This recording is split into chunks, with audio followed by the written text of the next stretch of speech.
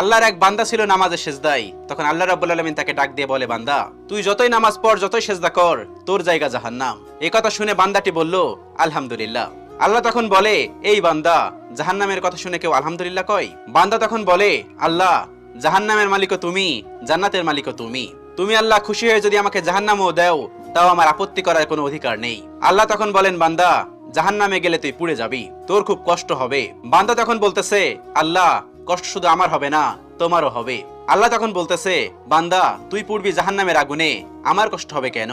বান্দা তখন বলে, আল্লাহ, কোনো মায়ের কোল থেকে যদি কোনো বাচ্চা পানিতে পড়ে যায়, তাহলে কোনো মাই দূরে দাঁড়িয়ে থাকতে পারে না, দৌড়ে গিয়ে বাচ্চাকে কোলে নেয়। আমার বিশ্বাস ওই মায়ের চেয়ে কোটি কোটি গুণ দয়া তোমার বেশি। আমাকে জাহান্নাম দিলে তুমিও আল্লাহ শান্তি পাবে না। আল্লাহ তখন বলে, বান্দা, এই দলিল তুই কই পাইলি?